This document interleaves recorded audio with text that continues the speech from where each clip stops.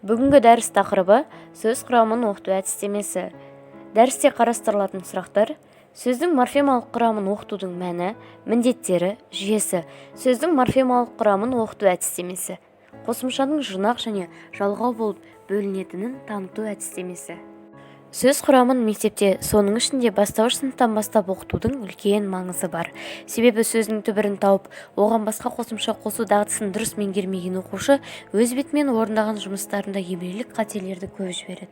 Сөз құрамын оқып үйрену барысында оқушылар тілдегі сөздердің құрамы туралы түсінік алады, сөздердің жазылу емлесін меңгереді. Сөз құрамын балаларға оқыту арқылы қазақ халқының әдеби тілде қолданылып жүрген сөздердің құрам ерекшеліктерінен ғылыми теориялық негізде мағлұмат береміз және сауатты жазуға жаттықтырамыз. Бастауыш сыныптарда сөз құрамын оқытудың міндеттері: сөздің түбір мен қосымшасы туралы түсінік беру, қосымшаның жұрнақ және жалғау болып бөлінетінін білдіру, жұрнақ пен жалғаудың бір-бірінен өзгешеліктерін меңгерту, түбір мен қосымшаның емлесін меңгерту, түбірлес сөздер туралы түсінік беру. Сөздің морфемалық құрамын оқыту әдістемесі. Сөз құрамын немесе сөздердің жасалуын оқыту жөнінде біраз әдістемелік еңбектер жарық көрген. Атап айтсақ, Сарыбаев, Әлімжанов, Маманов, Ұйықбаев, Кәтембаева тәрізді белгілі әдістемеші ғалымдардың еңбектерінде сөз құрамын оқытудың амал тәсілдері кеңінен сөз болады. Бастауыш сыныпта сөз құрамын оқыту жөнінде Балақаев былай дейді: сөздің құрамын айтудан бұрын қысқа сөйлемдерді оқытып, әр сөйлемде неше сөз бар екенін, әр сөзде неше буын, әр буында неше дыбыс бар екенін таныту керек. Осындай бүтіннен бөлшекке қарай талдау жасағанда, бала әр бөлшектен керісінше бүтінсіз сөзден сөйлем құралатынын білсін. Сөздің құрамын, яғни түбір мен қосымшаны оқушыларға байқау, салыстыру арқылы танытамыз. Мәселен, күй, күйші, балық, балықшы, құрылыс, құрылысшы, оқу, оқулық, тағы басқа осындай сөздерді салыстыра отырып, сөз жұптарының бірінші сыңарларының одан әрі бөлшектеуге келмейтіні, ал екінші сыңарларына әртүрлі қосымша жалғанып тұрғаны байқатылады. Сөздерге сұрақ қойылып, мағыналар салыстырылады. Нәтижесінде оқушылар сөздің одан әрі бөлінбейтін мағыналы бөлігі түбір, ал оған жалғанған бөлігі қосымша екенін аңғарады.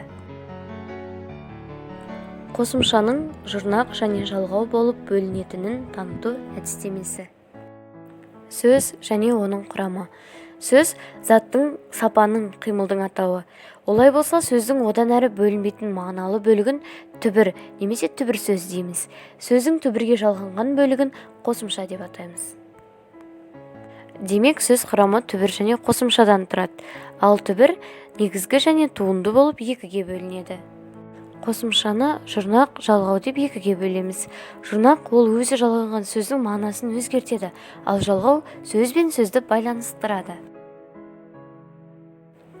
Оқушыларға сөзге жұрнақ жалғанғанда оның бұрынғы мағынасы өзгеріп, басқа затты білдіретінін, ал жалғау жалғанғанда сөздер ондай мағыналық өзгеріске ұшырамайтынын білдіру қажет. Бұл қосымшалардың қызметтері арасындағы ерекшелікті толық түсінбей тұрып, біреуінің неге жұрнақ деп аталатынын, екіншісінің неге жалғау деп аталатынын ұғынбайды.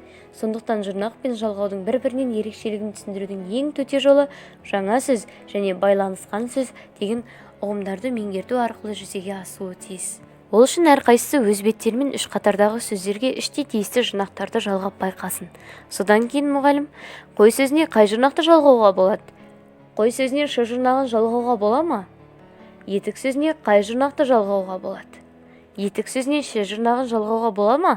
Деген сұрақтар қою арқылы сөздерге кез келген жұрнақтарды жалғай беруге болмайтынын, дыбыстық үндескен жұрнақтарды жалғауға болатынын ұғындыру керек.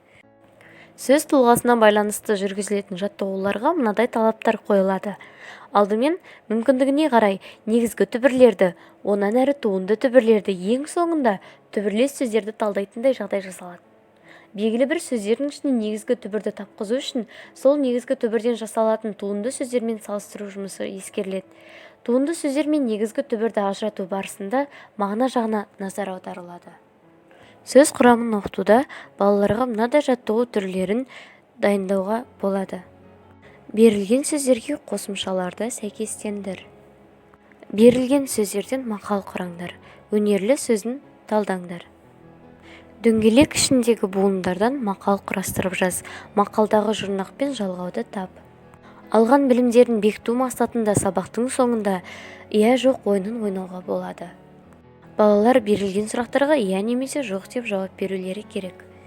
Тағы да бір жаттығудың түрі көп нүктенің орнына тиісті жалғауларды қойып мәтінді көшіріп жазу.